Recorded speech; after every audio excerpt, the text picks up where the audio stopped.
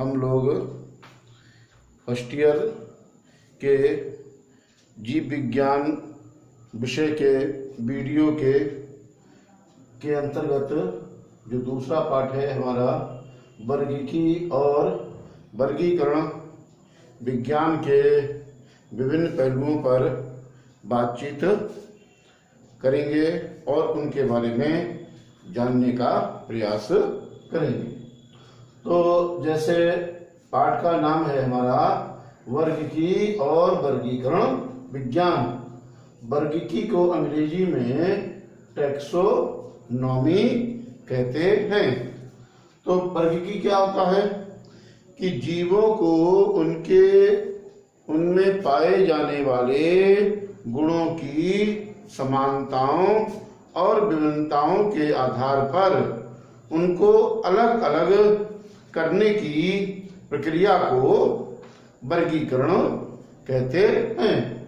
और विज्ञान की वह शाखा जिसके अंतर्गत जीवों को उनके गुणों और लक्षणों के आधार पर वर्गीकृत किया जाता है, उस विज्ञान को हम वर्गीकरण विज्ञान अंग्रेजी में सिस्टेमेटिका कहते हैं।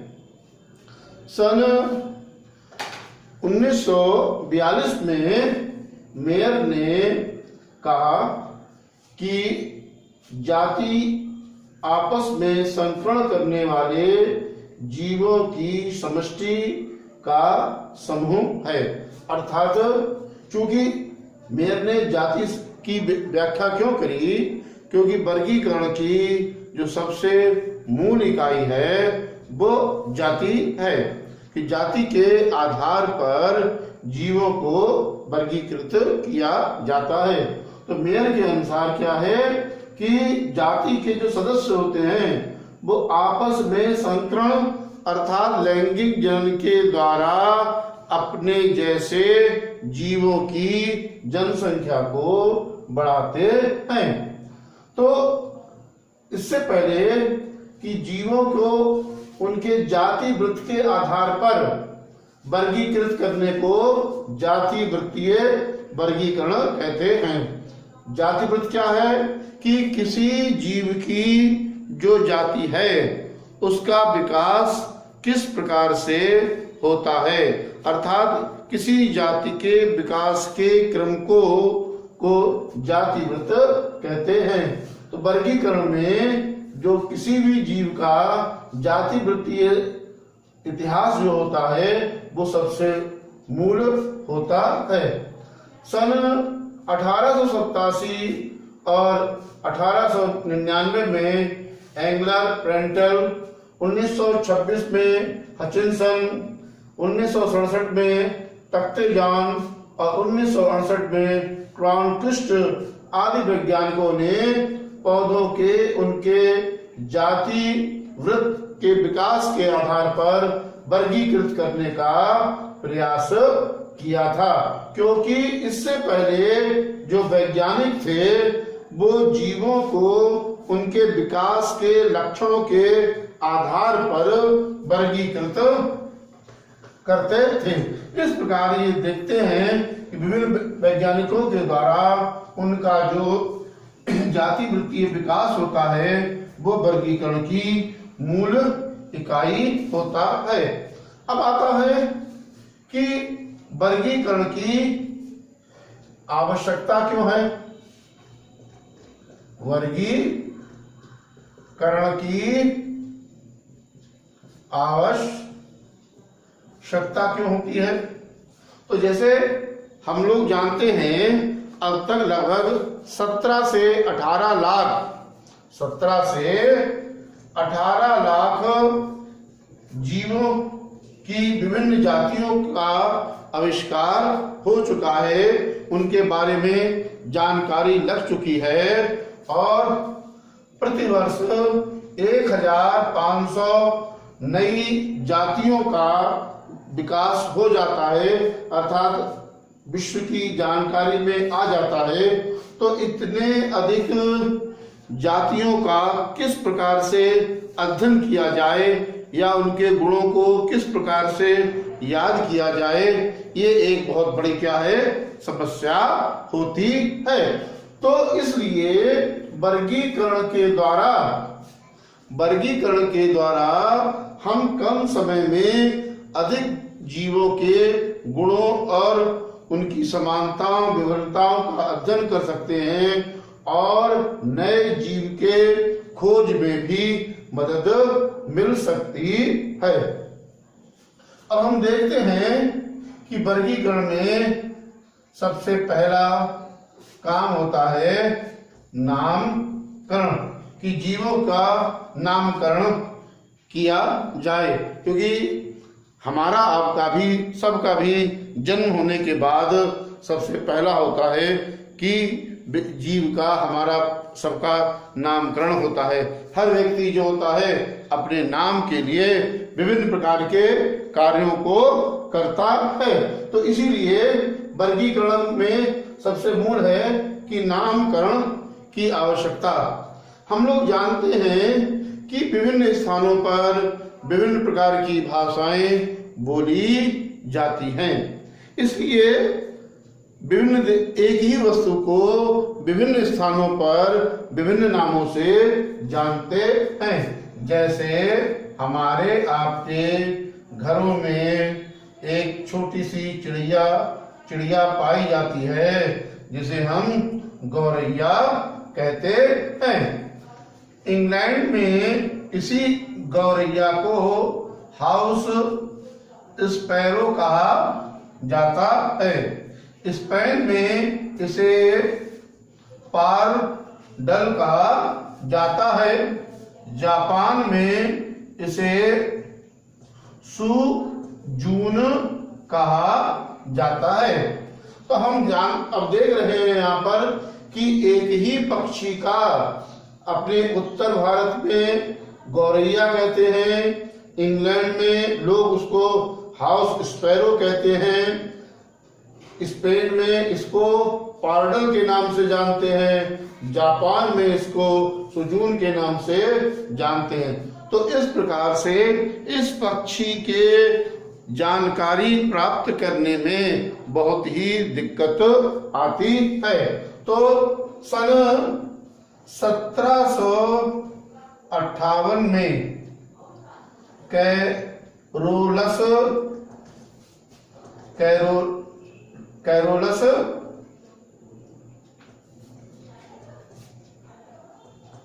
कैरोलस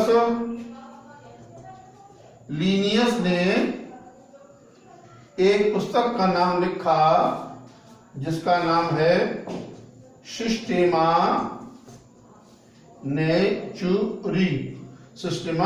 नेचुरी।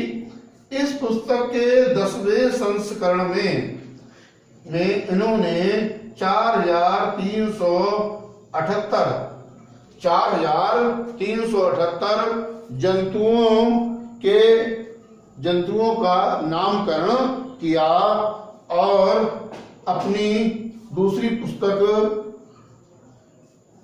जेनेरा प्लांटेरम में इन्होंने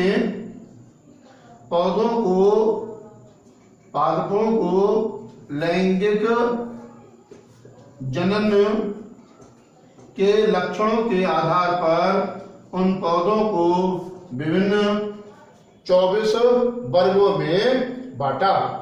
तो जीवों के नामकरण का जो प्रयास है वो सन 1758 में कैरोलस लीनियस के द्वारा प्रारंभ हुआ। इसलिए इनके द्वारा जो नामकरण की एक पद्धति विकसित हुई जिसे हम द्विनाम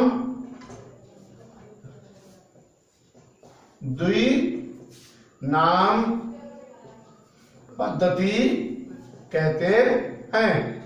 वर्गीकरण की द्विनाम पद्धति कहते हैं। तो इस द्विनाम पद्धति के आधार पर कैरोलस लीनियस ने बताया कि प्रत्येक जीव के नाम को 2 भागों में बांटा गया, वंश और जाति। तो वंश जो होता है वो उसका जेनरिक नेम होता है, और जाति जो होता है वो किसी भी जीव का स्पेसिफिक नेम होता है।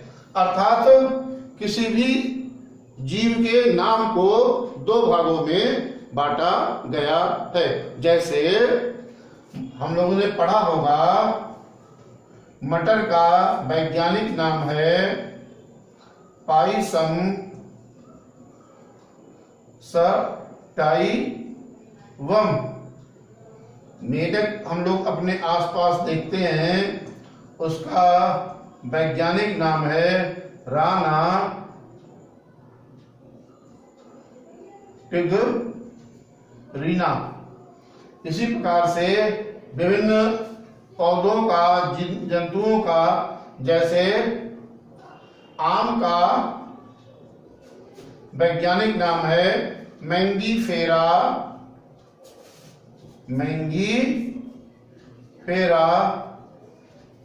इंडिका।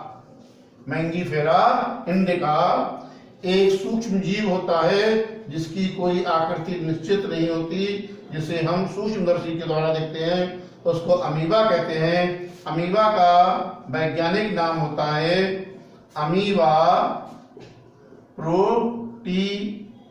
प्रोटियस। तो इस प्रकार से कैरोलस लिनियस के द्वारा ये नामकरण की जो पद्धति विकसित की गई, जिसे हम द्विनाम पद्धति कहते हैं, उस पद्धति के अनुसार हर जंतु या पौधे के नाम दो भागों से मिलकर बना होता है। पहला नाम वंश का, दूसरा नाम जाति का होता है। इसीलिए इसको वर्गीकरण की द्विनाम पद्धति कहते हैं। इसी प्रकार से अब हम ये जाना, अभी हमने सीखा कि लगभग 1500 नई जातियां हर साल इस विश्व में ज्ञात हो जाती हैं। इसलिए हर वर्ष जातियों की संख्या विकसित होती जाती है। इसलिए वर्गीकरण की एक नई पद्धति विकसित हुई, जिसे हम त्रिनाम पद्धति के नाम से जानते हैं। त्रिनाम पद्धति क्या होती है कि वंश, जाति और इसे हम उपजाति या वैरायटी के नाम से जानते हैं। क्या होता है कि एक ही जाति के जब बहुत सारे सदस्य विभिन्न स्थानों पर रहने लगते हैं, तो वहां की जलवायु के आधार पर उनके अंदर विभिन्न प्रकार के शारीरिक, आकारिक परिवर्तन होते रहते हैं। और धीरे धीरे ये जब परिवर्तन इकट्ठे होते जाते हैं, तो कुछ कई वर्षों या सैकड़ों हजारों वर्षों के बाद वे बिल्कुल एक दूसरे से अलग दिखाई देते हैं।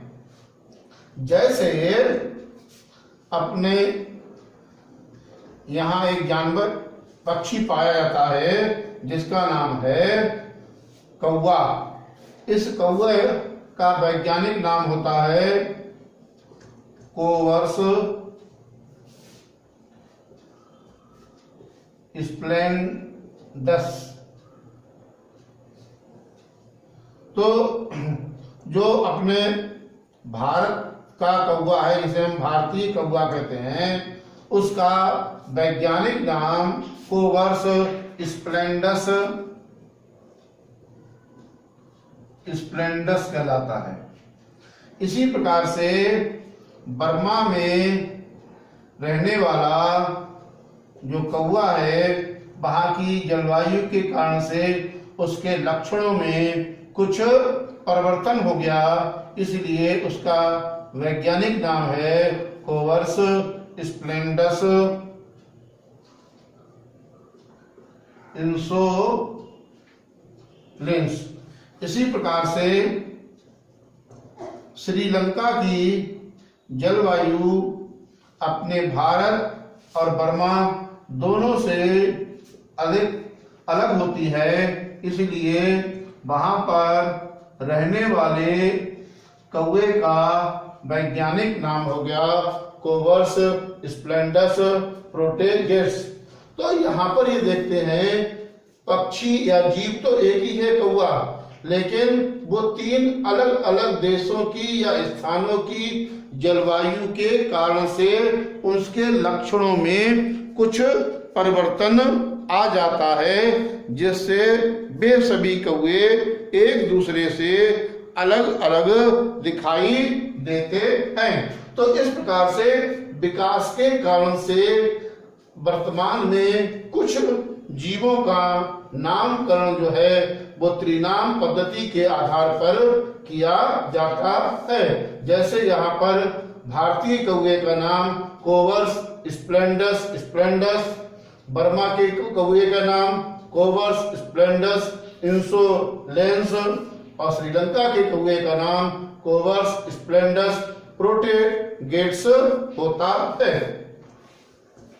अब आता है कि वर्तमान में कोई एक छात्र या सामान्य व्यक्ति जो है वो वर्गीकरण के इन विभिन्न बिंदुओं को कैसे जाने। तो वर्गीकरण की सबसे बड़ी इकाई है जगत।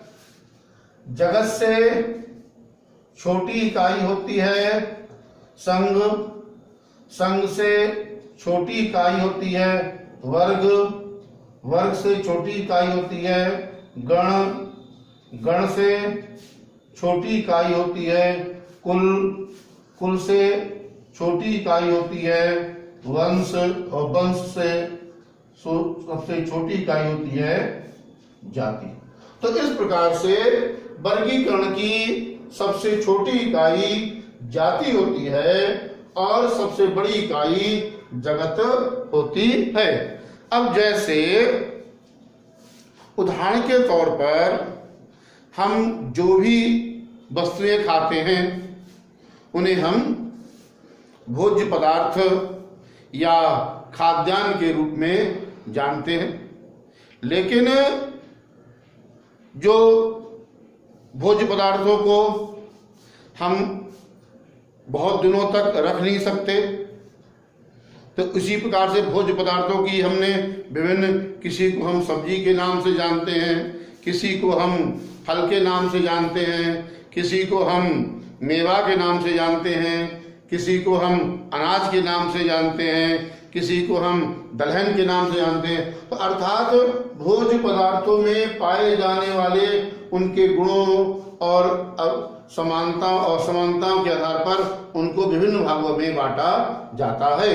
उसी प्रकार से यहाँ पर भी कि जो किसी भी जो जीव होते हैं उनको जैसे जगत मुख्य रूप से जंतु जगत और पादप जगत, जिन पौधों में, जिन जीवों की कोशिकाओं में शैलवाल पाई जाती है वे पादप जगत के अंतर्गत आते हैं, जिनमें शैलवाल नहीं पाई जाती वे जंतु जगत के अंतर्गत आते हैं। जगत के पश्चात फिर संघ, फिर वर्ग, फिर गण, फिर कुल, वंश और जाति।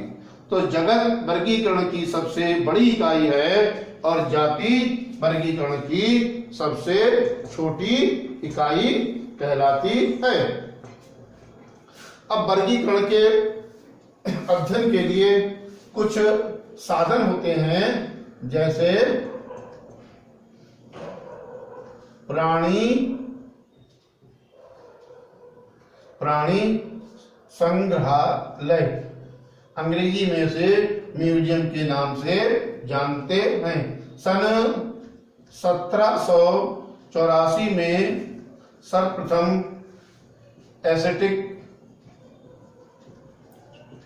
सोसाइटी ऑफ बंगाल ने एक प्राणी संग्रहालय की स्थापना की। आप लोग भी जिस विद्यालय में पढ़ते होंगे वहां पर भी जीव विज्ञान प्रयोगशाला में विभिन्न जीवों के स्पेसिमेन नमूने रखे हुए होते हैं। तो इस प्रकार से विभिन्न स्थानों पर छोटे या बड़े संग्रहालय पाए जाते हैं जहां पर जीवों के नमूनों को संग्रहित करके रखा जाता है, जिससे कोई व्यक्ति जो है वो उसका वहां पर अध्ययन कर सके। उसके बाद आप लोग कभी ना कभी अपने जीवन में या तो गए होंगे या सभी ने ये नाम तो सुना ही होगा, चिड़िया घर। इसको हम लोग प्राणी उपवन के नाम से भी जानते हैं। तो चिड़ियाघर वो स्थान कहलाता है जहां पर विभिन्न देशों के या विभिन्न प्रकार के जंतुओं को एक छोटे से दायरे में रखा जाता है। तो विभिन्न कार्यक्रमों के माध्यमों के द्वारा बच्चों को चिड़ियाघर में ले जाकर उन जंतुओं को पास से इसलिए दिखाया जाता है कि जिससे वे उनके लक्षणों को, गुणों को देख सकें। तो चिड़ियाघर इसी उद्देश्य से बनाए जाते हैं। आप लोगों ने भी हो सकता है हाई स्कूल में आपने हर्बेरियम फाइल का निर्माण किया हो। तो हर्बेरियम क्या है कि सभी पौधे हमें वर्ष भर प्राप्त नहीं होते हैं। तो वर्ष के किसी भी समय, किसी भी ऋतु में हम पौधे का किस प्रकार से अध्ययन कर सकते हैं, तो उनको प्रयोगशाला में संग्रहित किया जाता है। तो प्रयोगशाला में पौधों को संग्रहित करने की जो विधि है उसको हम हर्बेरियम कहते हैं। इसके लिए या तो पौधों को तो सुखाकर रखा जाता है और जंतुओं को 4% फॉर्मेलिन के बिलियन में रखा जाता है। इसी प्रकार से जिन पौधों को हम हर्बेरियम के तौर पर नहीं रख सकते हैं, उनके अध्ययन के लिए विभिन्न स्थानों पर वनस्पतिक उद्यान बनाए जाते हैं, जिन्हें हम बॉटनिकल गार्डन कहते हैं, जिसमें विश्व का सबसे प्रसिद्ध बेबी लोन का हैंगिंग गार्डन प्रसिद्ध है। हैंगिंग गार्डन प्रसिद्ध है। तो वनस्पतिक उद्यान या बॉटनिकल गार्डन वो स्थान होते हैं जहां पर विभिन्न प्रकार के वृक्षों को उगाया जाता है जो अध्ययन के दृष्टिकोण से महत्वपूर्ण होते हैं या विभिन्न औषधि के दृष्टिकोण से। तो विभिन्न प्रकार के पौधों को किसी एक निश्चित स्थान पर उगाने का जो कार्यक्रम है या स्थान होता है उसको हम वनस्पतिक उद्यान कहते हैं। तो आज इस वीडियो के माध्यम से हमने वर्गीकरण क्या होता है, वर्गीकरण के कौन कौन से साधन हैं और नामकरण की आवश्यकता क्यों होती है, ऐसे सभी बिंदुओं पर जाना है। आगे का अगले वीडियो में हम जानने का प्रयास करेंगे।